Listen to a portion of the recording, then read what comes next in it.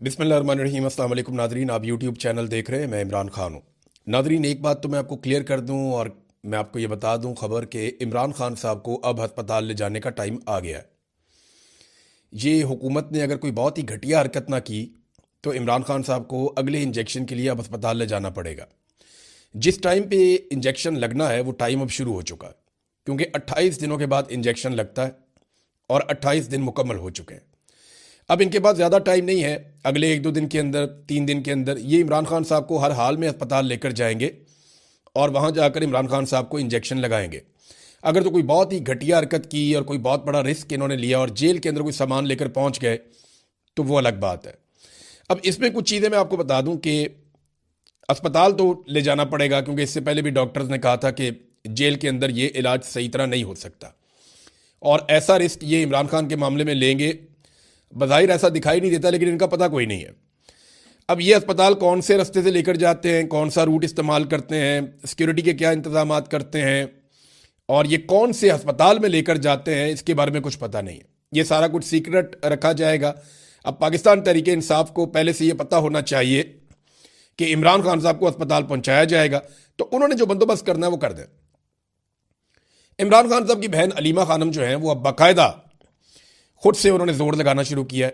वो एक जगह खिताब कर रही थी, उन्होंने इंटरव्यूज देना शुरू किए हैं, प्रेशर बढ़ाना उन्होंने शुरू किया। उन्होंने कहा जी इमरान खान को जो है वो आज़ाद आदमी है, वो जेल के अंदर भी हैं तो वो आज़ाद है, लेकिन हम लोग बाहर मौजूद होने के बावजूद कैद हैं। इमरान खान हमारे लिए लड़ रहा है, पूरे पाकिस्तान के लिए लड़ रहा है, तो आप सबकी रिस्पॉन्सिबिलिटी है कि अपने हक के लिए खड़े हों।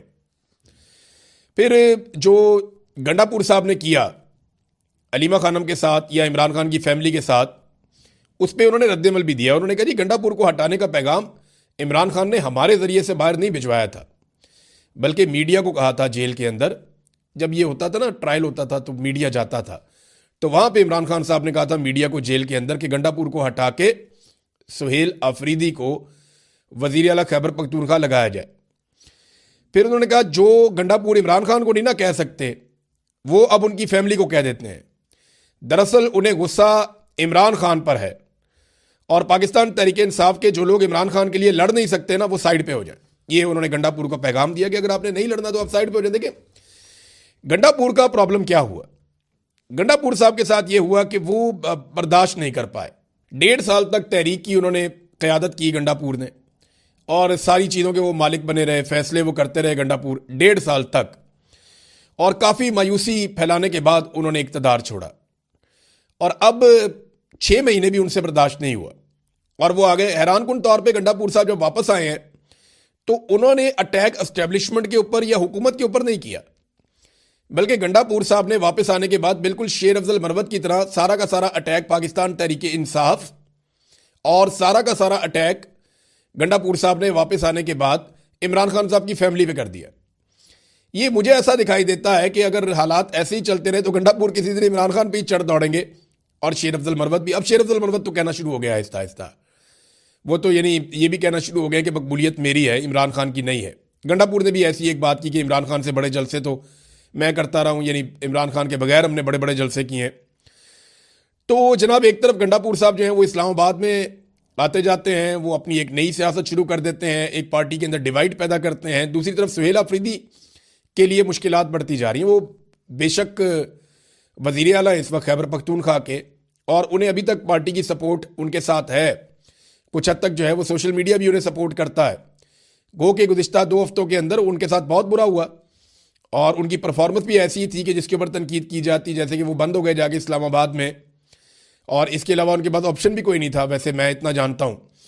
तो सुहेल अफरीदी को अब गिरफ्तार करके पेश करने का हुक्म दिया गया है, वो वाले केस में जो उन्होंने कहा था कि मस्जिद के अंदर कुत्ते गए और जब लोगों ने जाकर पूछा कि जनाब ये मस्जिद के अंदर कुत्ते क्यों हैं, तो वहां पे मौजूद अफसरान ने यह कहा कि तुम और ये कुत्ते एक बराबर हो। ये जब सुहेल अफरीदी ने बात की थी, इससे पहले बहुत दफा रिपोर्ट भी हो चुकी है। सुहेल अफरीदी ने यह बयान बाद में दिया था, ये पहले रिपोर्ट हो चुका है, वहां पे गवाह मौजूद हैं इन बातों के। तो इस केस में यानी रियासती इदारों पर इल्जाम लगाए वो कह रही जब गिरफ्तार करके पेश करो, नाकाबिले जमानत वारंट गिरफ्तारी भी जारी कर दिए गए हैं। नादरीन एक और एतराफ़ किया राणा सनाउल्लाह साहब ने, ये सारी चीज़ें आपस में जुड़ती हैं। राणा सनाउल्लाह साहब कहते हैं जी कि इमरान खान साहब के जो मुतालबात हैं वो हम नहीं मान सकते, और उनमें उन्होंने 2 मुतालबात के बारे में कैटेगोरिकली कहा, और मैंने आपको पहले ये बताया था कि ये वो मुतालबात हैं जिनसे एस्टेब्लिशमेंट और हुकूमत डरती है। राणा सनाउल्लाह ने कहा कि 9 मई और 26 नवंबर की इंक्वायरी इमरान खान साहब मांगते हैं, ये मुतालबा हमें कबूल नहीं है।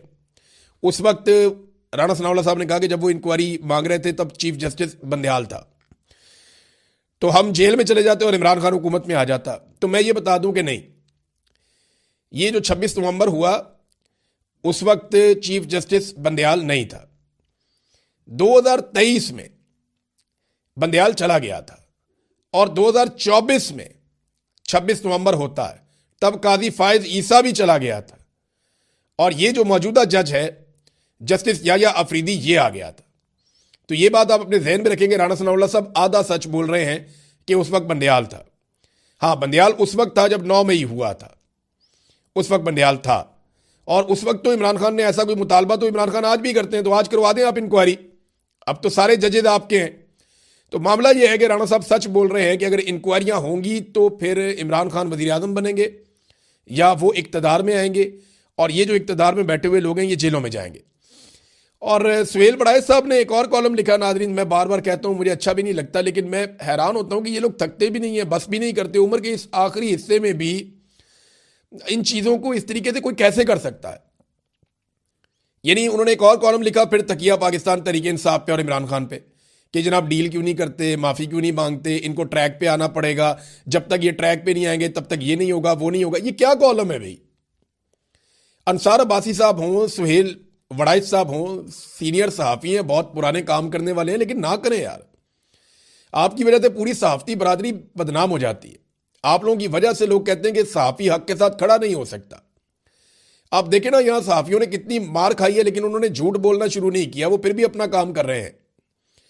कितने सहाफ़ी गिरफ्तार हुए, क्या हुआ सिद्दीक जान के साथ, समी इब्राहिम साहब के साथ, और ये मकबूल जान साहब के साथ, क्या हुआ मुतीउल्लाह जान के साथ, असदपुर को भी गिरफ्तार किया गया, और बहुत सारे सहाफ़ी हैं जिनको बार बार गिरफ्तार किया गया। शाहिद असलम को गिरफ्तार किया गया।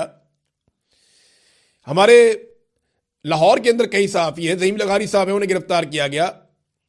फिर आप देखें जो शाकिर रहमान साहब के साथ हुआ, बेशुमार लोग हैं, वो सारे अपना काम करते हैं, नई नस्ल इज्जत बनाने की कोशिश कर रही है।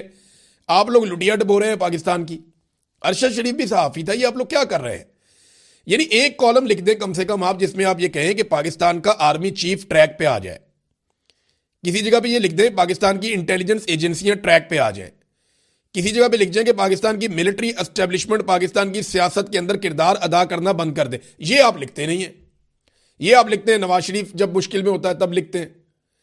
तो ये हरकतें आप ना करें मेहरबानी करके कि पीटीआई ट्रैक पे आ जाए। भाई वो ट्रैक के ऊपर ही है ना, यही तो जमहूरियत का ट्रैक है कि जनाब हमने पाकिस्तान में रूल ऑफ लॉ लेकर आना है, मैंडेट का एहतराम होना चाहिए, और हम गलत चीज को गलत कहेंगे और नहीं मानेंगे, यही आज़ादी इज़हार राय है। लेकिन इनका ट्रैक पता कौन सा है? जहां पे सारे सर नीचे करके गुलामों की तरह चलते हैं जैसे ये खुद चल रहे हैं। नाजरीन एक और कार्रवाई डल गई पाकिस्तान में, ये तो होना ही था। ये जो फायरवॉल लेकर आए थे ना मुबैना तौर पे 40 अरब रुपए की, ये 40 अरब रुपए खालाजी का वाड़ा नहीं है, 10 अरब डॉलर के अंदर पूरी एयरलाइन बेची है आपने। दुनिया की बड़ी एयरलाइन पीआईए 10 अरब में बेची है, 38 तैयारों समेत। दर्जनों उनके बैन अवी और मुल्क के अंदर रूट्स हैं उनके समेत, उसकी एक गुडविल है उसके समेत, बेशुमार ट्रेंड स्टाफ है उसके समेत। और भाई 10 अरब का तो उनका सिर्फ वो मलबा पड़ा हुआ है जो स्पेयर पार्ट्स हैं उनके पास, और बहुत सारी बिल्डिंगें इमारतें इनके समेत पीआईए बेची है इन्होंने। अब जब ये इन्होंने पीआईए बेची 10 अरब में, तो 40 अरब की इन्होंने फायरवॉल लगाई थी चाइना से लेकर, वो पाकिस्तान के सिस्टम में इंटीग्रेट ही नहीं की। और ये पहले दिन से जो टेक्निकल लोग थे वो बता रहे थे कि ये आप हरकत ना कीजिएगा, लेकिन क्योंकि कमीशन अच्छा मिलता है ना जिन सौदों में, वो सौदे हो जाते हैं।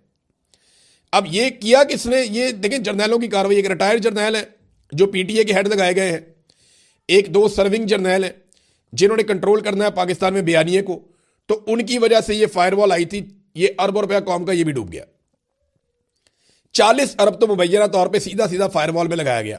अब कमीशन कितना है सवाल कौन करेगा, कौन पूछेगा? नैब में केस बनेगा, कोई पूछेगा कि जनाब आपने फायरवॉल लगाई, 1.5 साल के बाद आपकी फारिग हो गई, 1.5 साल आपने फायरवॉल लगाई, आपके सिस्टम के साथ इंटीग्रेट नहीं की, वो अरबों रुपए कौन वापस करेगा कौम को?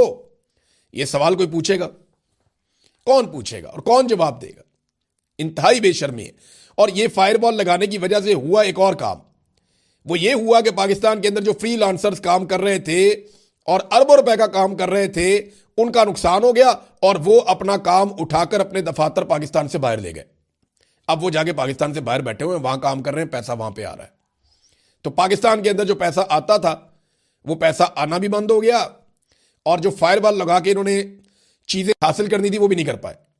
हाँ, इनके पास इसका एक मुतबादल सिस्टम है, वो पहले से है, उसको इन्होंने एडवांस किया, उसके जरिए से ये रीच को रोकते हैं मुख्तलिफ यूट्यूब चैनल्स की, मुख्तलिफ वेबसाइट्स की, और पीटीए के जरिए से ब्लॉकिंग भी करते हैं। तो ये चीज़ें करते रहते हैं। लेकिन जो ये लेकर आए थे एक बहुत बड़ा ख्वाब देख करके हम बिल्कुल हर चीज़ को छन्नी कर देंगे, वो ये नहीं कर पाए और फायरवॉल का प्रोजेक्ट पाकिस्तान के अरबों रुपए डबो कर फारिग हो गया। फ्रीलांसर्स पाकिस्तान से निकल गए और ये इन्होंने आईटी का पाकिस्तान में बहुत बड़ा नुकसान भी कर दिया और पाकिस्तानियों का पैसा भी डबो दिया। पाकिस्तान को कौन कौन सी बड़ी कंपनियां छोड़ गई हैं, ये मैं आपको एक डाटा मेरे पास है, मैं आपके साथ शेयर करता हूं। नाजरीन, 2022 में पाकिस्तान से कंपनियों के निकलने का सिलसिला शुरू होता है और जो बड़ी कंपनियां पाकिस्तान को छोड़ गई हैं उसमें एक सुनाफी है, एक शेल पाकिस्तान है, एक बायर है, एक टेलीनॉर है, एक टोटल एनर्जीज है, एक एली लिली है। ये फार्मा कंपनी है, बहुत बड़ी थी। और इसके बाद वेट्रिक्स है, फिर लोटे है, फिर उसके बाद एक कंपनी माइक्रोसॉफ्ट टेक्नोलॉजी, वो पाकिस्तान को छोड़ गई 2025 में। फाइजर फार्मा है, 2024 में पाकिस्तान को छोड़ गई। क्रीम जो है, ऊबर जो है, ये दोनों पाकिस्तान को 2025 और 2024 में छोड़ गई। फिर गुल अहमद टेक्सटाइल है, 2024 के अंदर ये बंद हो गई। इसके बाद प्रॉक्टर एंड गैमल है, ये 2025 में बंद हो गई। और जिलेट ये 2025 में बंद हो गई। और यामाहा ये 2025 में, यामाहा मोटर्स ये भी 2025 में गई। और अब मित्सुबिशी कंपनी जो मोटर्स है वो पाकिस्तान में ये भी बंद हो गई। ये जनाब पाकिस्तान की मईशत के साथ इन्होंने किया। और इस वक्त पाकिस्तान का सिर्फ गर्दिशी कर्जा, ये हुकूमत की कारकर्दगी आपको बता रहा हूं। गैस की कीमतें इन्होंने कई गुना बढ़ा दी, बिजली की कीमतें इन्होंने कई गुना बढ़ा दी। कीमतें बढ़ाने के बावजूद आज जो गैस के ऊपर सिर्फ गर्दिशी कर्जा है ना, जो पैसा पाकिस्तानियों ने देना है, वो 3,283 अरब रुपया है। 3,283 अरब रुपया, ये जनाब आपने सिर्फ पैसा देना है गैस के ऊपर, ये आपके ऊपर कर्जा चढ़ा हुआ है। और इलेक्ट्रिसिटी के ऊपर भी लगभग कोई 2,000 से 2,500 अरब के बीच में ये वेरी करता रहता है। तो लगभग 5,500 अरब आपने सिर्फ देना है क्या, गर्दिशी कर्जा, गैस का और बिजली का। ये पाकिस्तान के साथ मौजूदा पाकिस्तानी हुक्मरानों ने किया। हालांकि जब ये गैस और बिजली की कीमतें बढ़ा रहे थे तो इनका दावा था कि अब हमें जो है वो गर्दिशी कर्जे से जान छुड़ानी पड़ेगी। वो कैपेसिटी पेमेंट ही आप बहुत ज़्यादा देते हैं। यानी अगर आपने 3,000 अरब पे किया ना कंपनियों को, तो उनमें आपको 1,000 अरब की बिजली मिली है और 2,000 अरब आपने उनको वैसे ही दे दिया है, कैपेसिटी पेमेंट। ये जो घटिया किस्म के मुआहदे किए थे ना नवाज शरीफ साहब ने, जरदारी साहब ने, ये वो घटिया किस्म के मुआहदों की हम कीमत चुका रहे कि 3,000 अरब का हमने बिल दिया, 2,000 अरब जो है वो हमने बिला वजह दे दिया और 1,000 अरब की हमें बिजली मिली। हम जब 1 यूनिट खरीदते हैं तो 3 यूनिट के पैसे देते हैं, सादी बात यह है। और ये वो कैपेसिटी पेमेंट है जो आपको देनी पड़ेगी लंबे अरसे तक। नवाज शरीफ, जरदारी, मुशर्रफ और इन लोगों की वजह से इन्होंने किया, सारा कुछ इन्होंने ही किया और यही जिम्मेदार है इसके लिए। और ये सारे एक दूसरे को कहते भी हैं लेकिन आजकल इकट्ठे बैठे हुए तो बात नहीं करते। नाजरीन, बोर्ड ऑफ पीस में जो ममालिक शामिल है ना, वो बड़े कमज़ोर से मुल्क हैं। कोई बड़ी ताकत इसके अंदर शामिल नहीं हुई। ना रशिया गया, ना चाइना गया, ना जर्मनी गया, ना फ्रांस गया, ना बरतानिया गया, ऑस्ट्रेलिया भी नहीं गया, इंडिया भी नहीं गया, तो दुनिया के जापान भी नहीं गया। दुनिया के जो बड़े और ताकतवर ममालिक हैं वो बोर्ड ऑफ पीस का हिस्सा नहीं बने। तो इसकी आलमी सतह पर कोई वक़्त ऐसी है नहीं। 2 रियासती हल, ये पाकिस्तान के अंदर आगे तो पाकिस्तानी ये बात करते हैं कि 2 रियासती हल हमें चाहिए। यानी मैं हैरान हो रहा था, पाकिस्तान का जो सरकारी मौक़िफ़ है वो ये है कि इसराइल या नेतन्याहू की शमूलियत से हमें कोई परेशानी नहीं है बोर्ड ऑफ पीस में। इनको तो मुतालबा रखना चाहिए था कि जंगी मुजरिम इसको शामिल ना करें, लेकिन वो कहते हैं इसराइल या नेतन्याहू के शामिल होने से हमें कोई परेशानी नहीं है। जबकि साथ में वो ये भी नहीं कहते कि जनाब फ़लस्तीन को शामिल कर दें। यानी फ़लस्तीन का फैसला फ़लस्तीनियों ने करना है ना, तो उनको शामिल करें आप, लेकिन उनकी शमूलियत के लिए भी मुतालबा नहीं किया जाता। देखिए, ये जो बोर्ड ऑफ पीस है, ये एक्चुअली इसके मालिकान अमेरिका और इसराइल हैं, और उन्होंने अलामती तौर पे भी कभी ये नहीं कहा कि फ़लस्तीनी रियासत बनेगी या फ़लस्तीनियों को कोई हक वगैरह मिलेगा। तो ये सारी कहानी है जो पाकिस्तानियों को सुनाई जा रही है, और ये सिर्फ डोनाल्ड ट्रंप से ताल्लुकात बढ़ाने का एक बहाना है और कुछ भी नहीं है, या ताल्लुकात अमेरिका के साथ रखने का एक बहाना है। कमज़ोर मुसलमान मुल्क है, उन्होंने कहा ठीक है जी, बना लेते हैं तलक। अब यहां पे शहबाज शरीफ की एक वीडियो आ रही है, पिछली सफ़ों से खड़े होकर उन्होंने डोनाल्ड ट्रंप को जैसे सलूट किया शहबाज शरीफ ने। क्या एक वजीर आजम को यह जेब देता है? हम एक एटमी कुव्वत हैं, और कोई भी मुल्क जो एटमी कुव्वत हो वो इस तरह की घटिया हरकत नहीं करता। सरबराह तो बहुत दूर की बात है, उसका कोई नुमाइंदा भी ऐसी हरकत नहीं करता। डोनाल्ड ट्रंप को दूर से देखकर पीछे से सलूट मारते हैं, पाग लगे रहन, ये क्या तरीका है? इमरान खान ने शहबाज शरीफ का नाम अर्दली रखा, और शहबाज शरीफ ने हर रोज साबित किया कि वो इस नाम के मुस्तहिक है। जिस तरह उन्होंने डोनाल्ड ट्रंप को सलूट मारा, मैं हैरान हो गया देखकर कि यार कोई इज्जतदार आदमी ये कर सकता है? भाई, आप पाकिस्तान की नुमाइंदगी कर रहे हैं, बेशक आप जाली वजीर आजम हैं, आपको आसिम मुनीर साहब ने जबरदस्ती वजीर आजम बना दिया, लेकिन आप उस कुर्सी पे बैठे हुए हैं। आप 25 करोड़ लोगों की नुमाइंदगी कर रहे हैं जिनके पास एटम बम है, और आप उठा के सलूट मार रहे हैं। आपको जेब देता है ये हरकत? भाई, ताल्लुकात ऐसे होते हैं? आप तो मरासी बने हुए हैं ट्रंप के। नाजरीन, एक और दावा सामने आ रहा है। मुख्तलिफ ज़राए और सहाफ़ी ये दावा कर रहे हैं कि पाकिस्तानी जो हुक्मरान है इस वक्त, या एस्टेब्लिशमेंट है, इन्होंने जो फ़ायदे या मुआहदे अमेरिका के साथ या अमरीकियों के साथ किए हैं ना, इनमें डोनाल्ड ट्रंप के फ्रेंड्स एंड फैमिलीज कंपनीज जो हैं वो फ़ायदा उठा रही हैं। यानी डोनाल्ड ट्रंप के बहुत करीबी लोग हैं। मिसाल के तौर पे क्रिप्टो का मामला हो, मिनरल्स का मामला हो, रूजवेल्ट होटल का मामला हो, या रिकोटेक का मामला हो, ये सारा कुछ जाकर डोनाल्ड ट्रंप के करीबी लोगों के साथ जुड़ता है। यानी मुआहदे और एमओयूज उनके साथ होते हैं। ये बड़ी इंटरेस्टिंग चीज़ है। डोनाल्ड ट्रंप को खुश रखने के लिए क्या उनके आसपास के तमाम लोगों को पाकिस्तानी हुकूमत अपने सरकारी वसाइल से नवाज रही है? तो इन खबरों के मुताबिक तो इसका जवाब है कि हाँ, ऐसा ही है। और आखिरी खबर नाजरीन, ये हमजा खान जो कैनेडियन शहरी हैं, ये बड़े होनहार तालिब इल्म हैं, वो रिसर्च कर रहे थे, पीएचडी थीसिस के ऊपर अपना काम कर रहे थे, इंसानी हकूक और सियासी इस्लाम पर। वो लिबरल्स का नुक्ता नज़र जानना चाहते थे, और पाकिस्तान में वो ये काम करने के लिए आए थे। अब जनाब उन्हें अगवा कर लिया गया, क्योंकि वो मुलाकातें कर रहे थे ऐसे लोगों से जिनका पॉइंट ऑफ व्यू हुकूमत को पसंद नहीं है, या ऐसे लोगों से जिनके साथ रियासत ने जबर किया, जुल्म किया, गैर इंसानी सलूक किया। वो इनके इंटरव्यूज़ लेकर अपना थीसिस कर रहे थे। तो भाई, वो तो अपना पढ़ाई लिखाई का काम करने के लिए आया, बंदा आपने उठा के अगवा कर दिया। अब हमजा को अगवा कर लिया है, फैमिली को थ्रेट किया जा रहा है, और ये पाकिस्तान की इंटेलिजेंस एजेंसियों के ऊपर इल्ज़ाम आ रहा है। तो सारी दुनिया को इसके ऊपर आवाज़ उठानी चाहिए, हर पाकिस्तानी को इस पर आवाज़ उठानी चाहिए। अगर किसी का कोई जुर्म है तो उसे कटहरे में लाए ना, ये क्या तरीका है? अब तक के लिए इतना ही। अपना ख्याल